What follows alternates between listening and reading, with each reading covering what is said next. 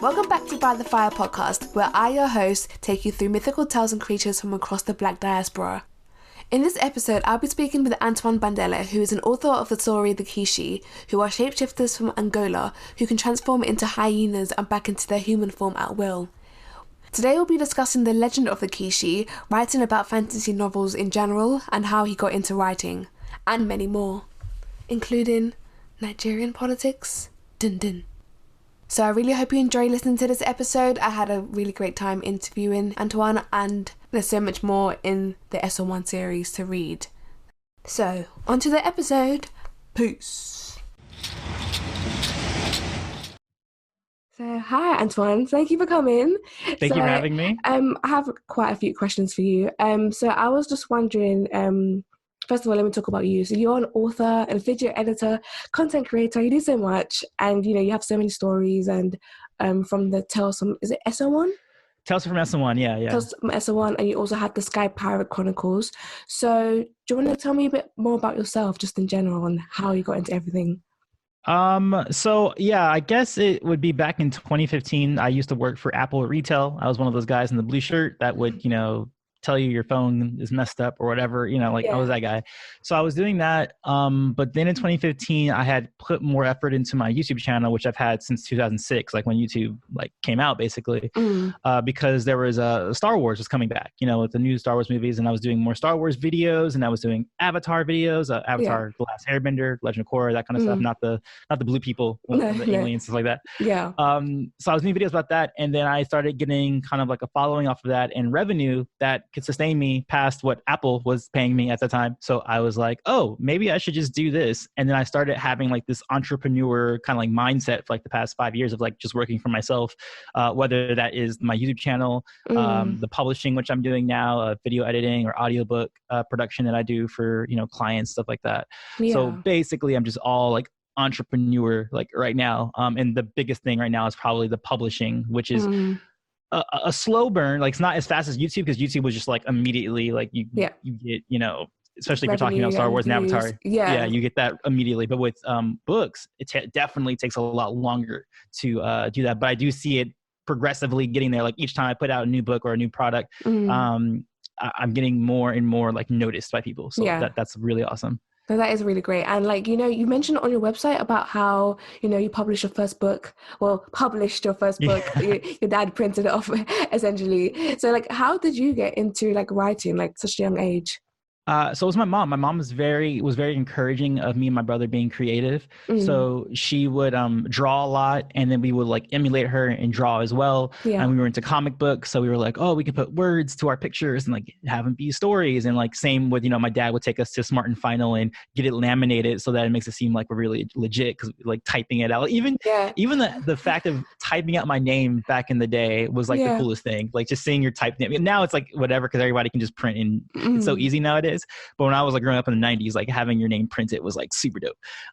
So yeah, I just did all that, and my parents were very encouraging of me being creative, even though my dad was what people would deem, even today he's a jock basically. Yeah. Actually, the reason why I'm left-handed, I'm actually left-handed, isn't because I'm naturally left-handed. I was actually picking things up with my right hand, but my dad would hit it and then put things on my left hand, because he wanted me to be a left-handed pitcher in baseball, and left-handed pitchers in baseball have a natural curveball.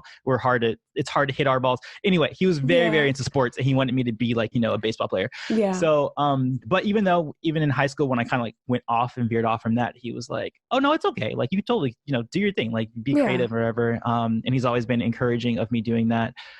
And yeah, so through high school, I was a creative person. I started doing films and stuff like that.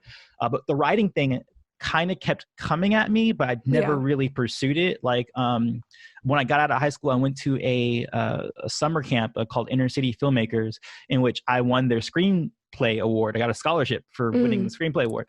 And then I was I'm not going to do the writing thing. And then I went on and did went to community college, or not community college, university to, I did one of the screenwriting classes, and the professor was you should be writing. And I'm no, I'd rather direct. I'd rather do all this stuff. And so it kept coming up. And then what happened and apparently this is a story that is repeated by a lot of writers, is that I just hadn't seen the book that I wanted. In particular, I was watching season 6 of Game of Thrones, went on Google and was like, oh, is there like an African Game of Thrones? And then like I found a bunch of like African related or African diaspora or African like motherland books that were out. So, you know, you have Nnedi Okorafor, or you have like N.K. Jemisin, then you had Tomi Adeyemi, but I still hadn't seen a book that I truly wanted, and so I basically just wrote it myself. So instead of like waiting for someone to write it, I just wrote it myself, which apparently is something that a lot of writers, that's like the story for a lot of writers, is that they just write the book they want. Yeah, because you mentioned that in your author's note as well at the end of the Kishi, and you know, I think I did not want to write it. I mean, not that I didn't want to write it, but just that I would have rather someone else had written that story and I would have just been a participant in reading it. And enjoyed it. Right. And been the consumer, but instead you had to be the creator because you weren't seeing it. And right. had to start with you. No, that's so great to hear. And like, I wanted to ask, like, what is like your writing process? And is there like a difference between when you collaborate with other authors? Because you do have books that are with other people and then by yourself. So my writing process has changed and evolved. At first I was doing the whole, you know, write your first draft as quickly as possible, like make it your vomit draft. And I found that didn't work for me, because then I end up just editing a lot over and over. Like right now, even Sky Pirate, even though I finally put out the first book, the reason why it's taken so long for me to do that is because I wrote the vomit draft and had to like correct it forever. It's a lot harder to do that, I think, than for what I do now, which is taking my time. I do my books in acts, and within those acts I do sequences, which are kind of like episodes. So like for instance, Sky Pirate had 3 acts, and then within like the first act, I think there was something like 2 sequences where you're introduced to both of the characters, the pirate and the imperial captain, and then you get to know like what their lives are like, and then I, you know, will send that out to beta readers, like that first episode, and say, hey, what do you think about that? And then rewrite that to make sure that it's, you know, clean and concise, and then move on, rather than like go through the entire book and have like, you know, someone say, well, you know what, this third act doesn't work because in the first act you didn't establish, you know, and like it's all this stuff that you have to deal with. So now I'm definitely what they would consider, writers would consider an architect, meaning that I plan out a lot of my books. I outline pretty extensively, and then with other authors, it depends. Each partnership is different. Like some people prefer if they do the first draft. Sometimes they prefer if I do the first draft and they come in. It all depends on the collaborator themselves. You always have to be very flexible with whoever you're working with, because not everyone is going to work the same exact way. Yeah. So like when it comes to collaborations, is there like a partnership or group work, or is someone always like in charge? Well, I guess for at least for my works and the SO1 stuff, it's definitely me in charge, and I think that helps, because then there's that final voice of like, hey, this is like what the continuity of the work is. I'm kind of like the last word, just so that, because you kind of need that. Like I learned that from filmmaking. Like the director has to be the final word. You can't have a bunch of people on set giving all this advice and too many chefs in the kitchen is how the expression goes. Like you can't have too many Gordon Ramsays in there. You know, you have to have one Gordon Ramsay so that you can operate. And that's a big thing. I think you have to establish right away. And any collaboration, you know, who kind of is going to have the final word, so that you can move on with whatever you're dealing with at the time. Yeah. And then, so when it comes to how you write, the way you write, like in like acts in a series, when you put on your social media, you know, I've just done a chapter with this many words, does that mean that you've gone through that progress of you've given it to beta readers, you've edited it, and then that's that chapter completed? Correct. Yeah. That's exactly it. Yeah. So it's me getting through the initial word count, sharing it out, making sure that it's relatively solid, whether it's with a critique partner or beta reader or whatever it is for that particular project. Then I will post like, okay, this is like the final word count. Even the word count I just posted about TJ and the Orishas, the final word count, and I say that in quote unquotes because I already know that there's so much that I have to cut from that book. I mean, it's a young adult book. It's 130,000 words almost. I'm like, I got to cut out some stuff here, so I know I know for a fact, you know, that stuff is going to have to be tapered and stuff like that. But that's generally how it works. And do you have any like chapters that you haven't even given out to beta readers because it's just been like, you know what, I don't even like it enough? Like, do you have any unfinished work like that? Yeah, no, I do have deleted things. Like actually in TJ, it would have been even longer because I actually had this whole other like magical sport scene that I had, but I realized that beat would have done better in the previous chapter if I just like meld the two together. So now I have like a whole deleted scene of like this whole, which is cool because, you know, once you like release it and you have like someone on your email list or like a Patreon or whatever like that, or patron, I should say, then you can give that out and be like, hey, here's a deleted scene, like extra content that didn't make it, but still technically is in the world itself. You didn't see it in the story. Yeah, of course. So like last question before I go on to like the actual book. On your website you have a reading order, which is recommended, and then the actual chronological order. So why, I've never seen that before, like why would you recommend like a reading order? Like what does that bring to the whole like story? So I'm writing a huge series, basically. Like what I'm doing is a huge undertaking because I'm trying to write an epic fantasy, or all these books, like the books that I'm putting out, like the Kishi is actually the Kishi, the Sky Pirate Chronicles, they're all prequels to what I want to be my big story. So if someone's familiar with A Song of Ice and Fire, which was adapted to Game of Thrones, it's basically like I'm writing about Robert's rebellion before getting to the Game of Thrones, which takes place, you know, several years after all those events. And I'm basically building out the world bit by bit. So like the Kishi takes place in like Southwest Essalon, and like, you know, this is the Sky Pirate stuff is like East Essalon, and I'm going to do something that's kind of based on like Mansa Musa, which is going to be like Northwest, you know, Essalon. So I'm doing this bit by bit to build the world out and then eventually make that big epic fantasy. And the reason why I have the suggested reading order is because I can tell already that it's going to get very long. And if, you know, someone like comes into it and goes like, what am I supposed to read first? You know, like then I established having this website so that people can know, oh, here's a timeline of suggested order. If I want to, you know, and I have the chronological order because if someone wants to be like a completionist, like if someone wants to just be like, oh, I just want to see how the story unfolds, like, you know, by the timeline, like exactly. And then I had that for them. But I usually say, hey, go to the suggested reading because you can spoil certain things, you know, because some certain backstories will spoil some of the mainline stories and things like that. Yeah. Isn't that like Star Wars where like the order of the movies aren't, it's not a timeline. Oh yeah, not in order. Yeah, it jumps back and forth. That's true. Well, it's also very similar to Star Wars because there's a thing called, well, back in the day, I think they still call it this. It's called the expanded universe, where in the 90s, after Star Wars was kind of like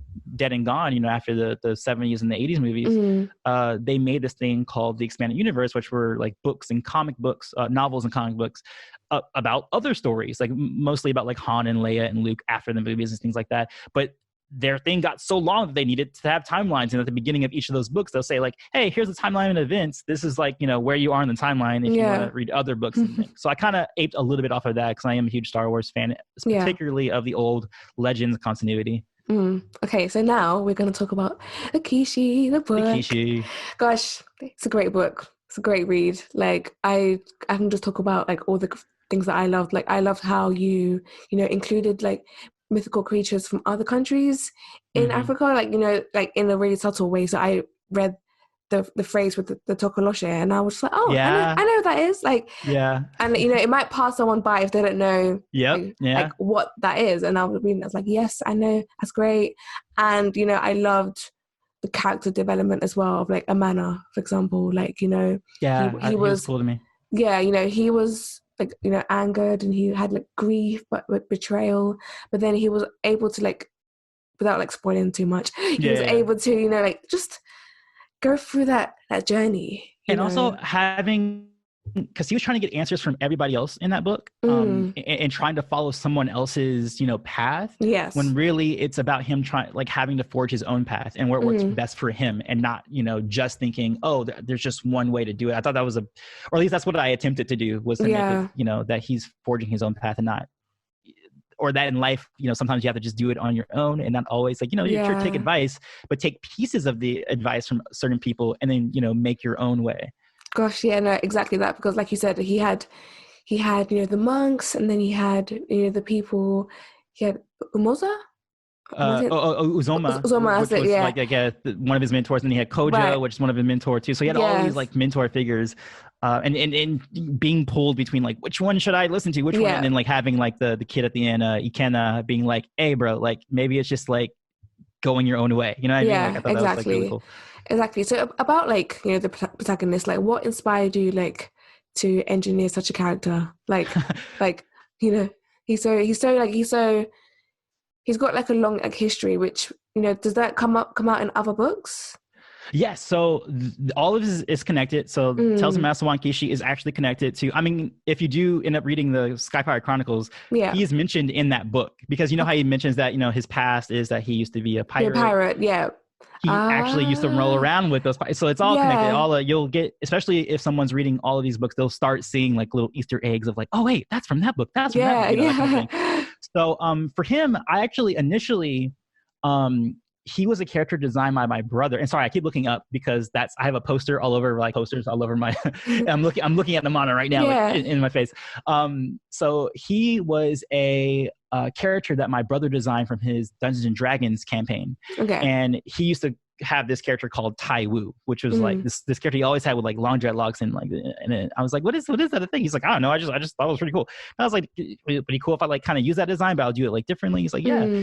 And then coming up with the Kishi, again, my brother gave me that idea too, because in his Dungeons and Dragons book, there's like a little sliver, a little paragraph about like the Kishi, and then like at the end of like there's a footnote saying like, oh yeah, this is inspired by mythology from from Angola. And I'm like, wait, what? Like, wait, let me look at this. And then initially what I was looking for was just, let me look for a book about the Kishi because I think it's really interesting. Absolutely no books about the Kishi at all. Like nothing, no comics, no mentions except for Dungeons and Dragons. And I was like, how is that possible? And that's when I started getting into the idea of like, oh, I should probably write my own story about the Kishi. And just the idea. So the way I came up with the mana came by way of the monster first. So you have this beast, right? That it's uncompromising. I was like, okay, what's a foil for that? A foil for that would be, okay, well, what would be the greatest conflict? A monk, a pacifist monk. So usually you're compromising with human beings usually. Like you're like, okay, well, I'll just get everybody together. They'll talk it out. We'll figure out how we can come up with a compromise. But how can you do that against a demon? Like you can't compromise with demons. So for him to have this like idea of being a pacifist monk, that's the way he's going to achieve, you know, his own enlightenment, his own progress. But what happens when you have, you know, these things, these entities that can't be compromised with? What do you do in that situation? And that's how Amana kind of came up with, because I didn't think I even had the idea of the monk thing until I came up with the Kishi stuff. And I was like, oh, okay, what's the opposite of that? What gets challenged by that? And I was like, oh, a monk who's like super passive. And I've always been interested in like the idea of a pacifist monk, especially when it comes to conflict, because it's an interesting thing, you know, like if someone's attacking your home or someone's attacking your loved ones, the idea of just like not doing anything has always peaceful, been like kind of or like trying to promote peace in like in the face of violence, like how does especially one when do it's happening that? in front of you. So I thought that would be an interesting thing to cover, so that's how I came up with that.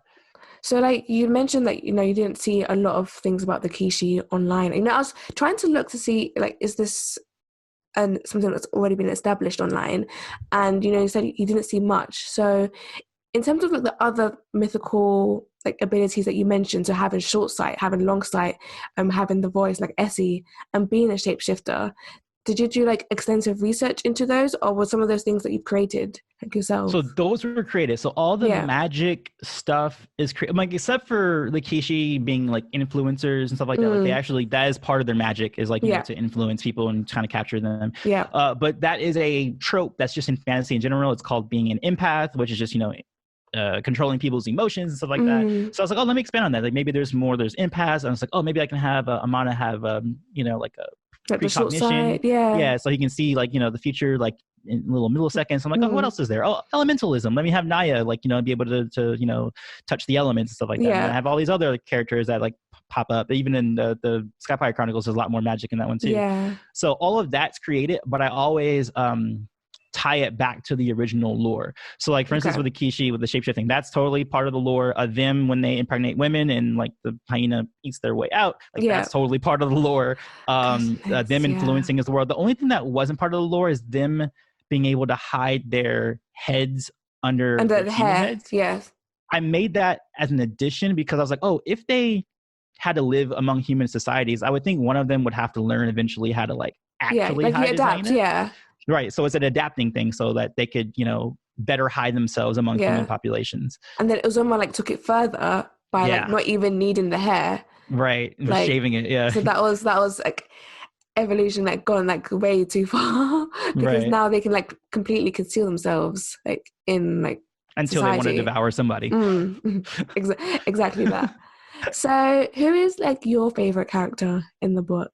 Because my favorite character is I'll just put in there. My favorite character is the Kojo. You stole it from me. I was gonna say Kojo, man. Yeah, because he's so like fun. Yeah, but he's like the hippie dude to me. He's like the right, hippie but he's just like, he seems like so human and real. And I feel like I know Kojo in real life, as in like he's also knowledgeable and he does like advise like Amana about, you know, about the Ojara dance. Am I saying that right? Which one? The dance. Yeah, this way. Yeah, it's Ugara's dance. Ugara dance, and like he advises about that, and he's also influenced like by his wife and his children. Yeah. Like also, I love his family. Like my favorite scene is probably that scene with him and his children, and like the one is like, "Daddy, can I show my power or whatever?" Yeah. And like, you know, it has like the daughter like slap him across the stomach with like a bark or something like that. It's like, stop doing that. Like, yeah. Is that like he's also your favorite? Were you gonna say? Yeah, no, Kojo is definitely my favorite for sure. Gosh, yeah, he's just so wholesome. So yeah, he's a cool, and his kids show up. They show up in more stuff. Yeah. Oh, really? No, I mean like in future books that they. Yeah, in the series. Yeah. Okay, that's good to know. I'm actually about to write one of the scenes where they are actually. Oh, really? Well, I'm not actually good. Like I said, I'm very Easter eggy with the way I implant stuff. So like, if someone is really astute and they know who that person is, they'll know, but I don't like directly name them or anything like that. Yeah, do we know their names? Yeah, Adeola is the daughter's name. Okay. I forget what the boy's name is, but I know the boy has a name too. But I know for sure Adeola is the girl's name. And the only reason I know that is because she's going to show up in the Sky Pirate stuff that I'm doing right now. Yeah. So can you tell me, are they older? Is this... they're older. Later. So the Sky Pirate takes place, I believe 2 years after the Kishi or a year after Kishi, can't remember. But yeah, they're a little bit older in the context of the book. Yeah. So like, I don't know if you like know this, but I wanted to ask, like, do you understand a bit people's like general dislike of like hyenas? Because you know, in Lion King, hyenas are just like, you know, like a hyena's belly is never full, and then you have like other folklore where just in the community, in the society, hyenas are just never looked at as the good ones. Because I was asking this because out of all the shapeshifters, you know, you have someone who can be a warthog, you have people who can be ospreys, but it was only the shapeshifting hyenas who were banished. So like, for example, the two brothers. Yep. So like what's up with why were they ostracized? Yeah. Well, it's mostly because of the Kishi. Like that's the main reason, is because they didn't. The village of Bajok just didn't jive well with hyena type creatures. So they're like, well, y'all are probably associated with the Kishi. We don't want nothing to do with y'all. Y'all are banished. You can go out there. Yeah, we'll keep our warthogs and our osprey, like, you know, shapeshifters. But y'all gotta go because y'all might be like, we don't, because they don't fully understand like what the demon magic is or like how it, because even like, you know, throughout the book they were like, we don't know even how they're created, you know, because they're so that society is so secret, the Kishi society. It isn't until Amana, you know, does his like uncovering that they figure out, oh, that's how like the origins of them. I think at one point someone says like, you know, it's a curse or something like that, or how you become one, or like, you know, you can be changed over, and not knowing how the origin. But yeah, that's just a, you know, an act of ignorance because they don't know where they're coming from. They're like, all right, so just ban all hyena. All of them, type. Just go. Bye. Yeah. That's a shame, but I guess Io's cool too. I like Io a lot, especially what the narrator did with Io. Like he went in on him being like a blubbering, like scared, you know, he was just so traumatized person. And, gosh, and I don't want to say too much, but there's a lot of things in the book, but okay. So just a few like general questions about yourself. Like at the moment, what is your favorite book? My favorite book, period, like all time? All time. Or just like that I read recently? I can talk about recent. Yeah, it's recent. Recent. Shadow of the Kyoshi just came out. It's an Avatar: The Last Airbender book that they're now doing novels now, and I hope they do a whole lot more because what just came out was so great. It's a duology. It's called The Rise of Kyoshi and Shadow of Kyoshi. Both are very, very good reads, especially if you're into fantasy. Yeah, like why is that? Is it just because it seems as though that kind of like fantasy is your genre? So why do I like that kind of fantasy? I mean, well, what it really draws me is the core of it. Like even for Harry Potter, I don't really like it so much for the magic. I mean, magic is like the cool part of it, but I really come back to it because of the friendships that are in that series.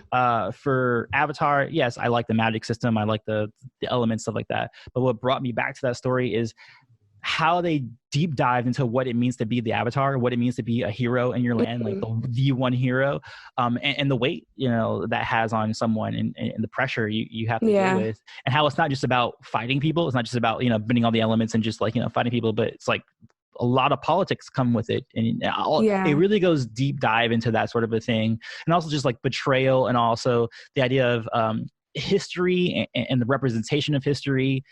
They dive deep in about that. There's a particular character, like past avatars, who they've seen that, oh, that person's a terrible avatar, but then you get more insight into like why they were the way they were, and it goes really deep, like in terms of like politics. Yeah, I mean, you do that quite a bit in the Kishi, like going deep into like the characters, into like the context, and then the magic adds to the plot, it's adding to it. It adds. So do you feel like you could do that, you yourself as a writer could do that in other genres, or do you feel as though like fantasy has a great way of writing like that? I mean, I just like fantasy. You mean would I write outside of fantasy? Is that what your question was? Yeah, essentially, yeah. I was trying to write like a romance novel with his other author once, another female author, which was cool. I mean, there was no magic in that at all. It was just literally about a relationship. And I think we were doing something about it was like a toxic relationship kind of situation. It was going to be based on Maroon 5's Songs About Jane, which is one of my favorite albums ever. Yeah. And we were thinking about, oh, what would that look like as a novel? Like that relationship that he's describing in those series of songs. Like what would that be? But no, I haven't really thought about going outside of, except for I am publishing a children's book right now that isn't magic based at all. It's called Knucklehead Fred. It's just literally about a kid in regular world. But I just love magic too much to not write about magic. About it, yeah, exactly. Yeah. And a few more questions. So, do you have any books that you'd want to make into like a TV adaptation or like movie? The one that I'm doing currently, I think would work very well. I think S1 could work too. It's just that it's going to take me a while to actually build that out. And I don't want to put myself in a George R.R. Martin situation where the TV show overtakes the book. But the one I'm doing now, it's called TJ Young and the Orishas. That's the series name. The first book is called The Gatekeeper Staff. It's about an African-American kid who is who's introduced to like this world of magic and the world of the Orishas through this magic camp that he has to go to, like a remedial magic camp, because he's not been able to touch magic for his whole life. And then, he's suddenly 13 years old and he's, 13, 14 years old, and then he gets magic. So we kind of see like, what it's like to learn. It's kind of similar to Harry Potter where, you go to like a place to get magical education, but he goes to a remedial magic summer camp kind of thing, having to learn all the magic that he was supposed to know for like, his entire life, stuff like that. But that one I think lends itself very well to an adaptation because it's contemporary. It very much fits in that mold of Percy Jackson and Harry Potter. I think it's a much easier sell than kind of like the more epic fantasy stuff with Kishi and Skyfire Chronicles. Yeah, fair enough. And you mentioned quite at the start about how you're trying to focus on like publishing.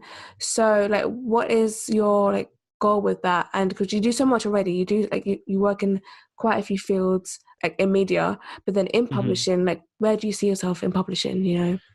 Well, I mean, I just want to get to this place where it's a sustainable, like the same way like YouTube for me right now is sustainable on its own. I want publishing to kind of take its place, or at least be, side by side with it.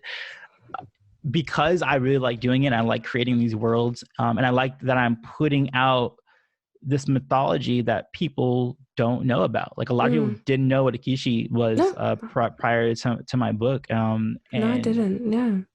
It's something that I want to continue sort of highlighting. And also the main reason why I wrote the particular kind of African fantasy that I wrote with the Eswan stuff is because I've seen a lot of post-colonial kind of, fantasy or just post-colonial narratives for Black people in general. And I wanted something that was very much a pre-colonial. There's no, colonizers, there's no white people in it whatsoever. It's just about Black people being awesome in their own nations, in their own countries, and giving that a pedestal, a voice, and like a platform or voice, and like I see what you mean, like having their own internal conflicts that are outside of a certain like gaze or outside of a certain infiltrates, or like, you know, like there were issues that were, I guess, in place before colonialism. I mean, that's the whole reason why colonialism hurt so much. Like, for instance, in a place like Nigeria, for instance,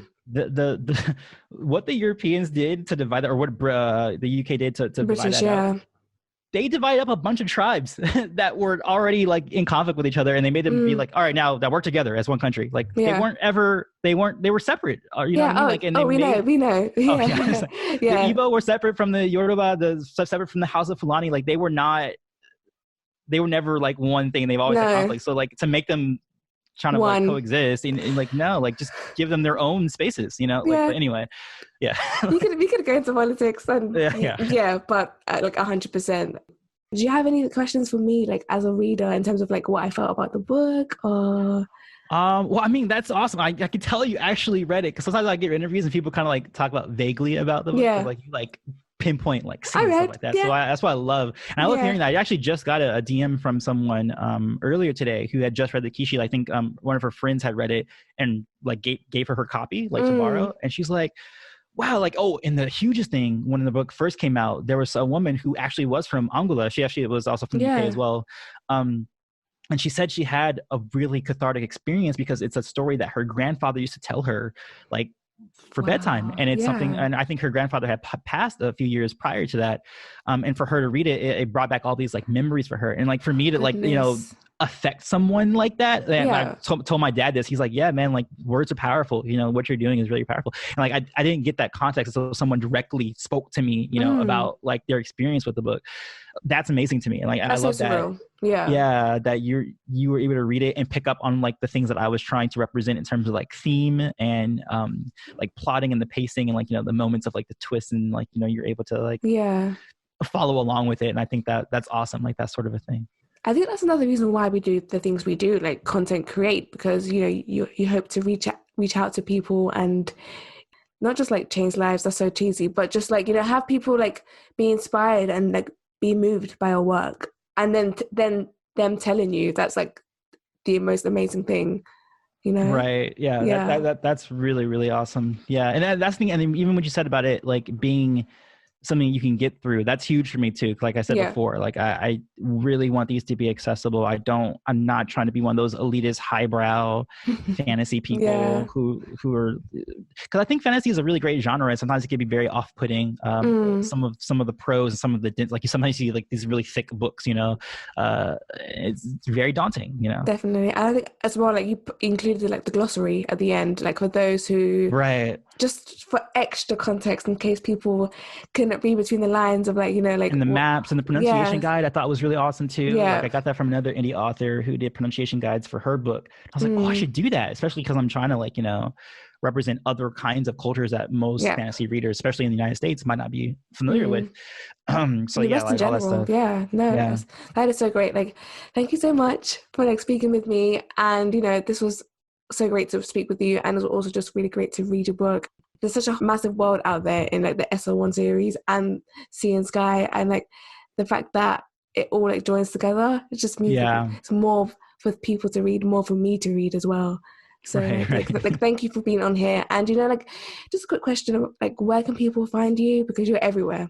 So I'm everywhere. So the best, like the home base would be my website. So it's AntoineBandele.com, spelled ANTOINEBANDELE.com. And you'll find all, and if you just Google me, like I'll pop up on Instagram, Twitter, Facebook, YouTube, like all that stuff. Like I'm almost everywhere except for like Tumblr, because I don't really understand Tumblr, and Snapchat. I'm not on the subject. Like, thank you so much. Thank you so much for listening to this episode, and I really hope you enjoyed it. I had a great time speaking with Antoine, and I would say that if you're looking for a fantasy novel that comes from the Black diaspora by someone in the Black diaspora, check out this book. He's got so many other books as well, and I'm trying to read more, and it's looking like fantasy is my favourite genre, because I just love reading about people's stories that aren't necessarily related to mine. So I feel fantasy is the best genre that really reflects that, because I'm not facing shape-shifting hyena demons. No, I'm trying to go on an epic battle to try and save my village, you know, which technically does happen in real life, but not in mine. So Be sure to rate and comment on Apple Podcasts and follow on Spotify, and you can also listen on SoundCloud. Use the hashtag #ByTheFirePod so we can continue the conversation online, and I look forward to you joining me for the next episode. If you have a creature or folklore tale you'd like to hear or would like to be a guest on the show, feel free to email By The Fire at bythefire.mail@gmail.com. Thank you so much for listening, and I hope to catch you on the next episode. Bye!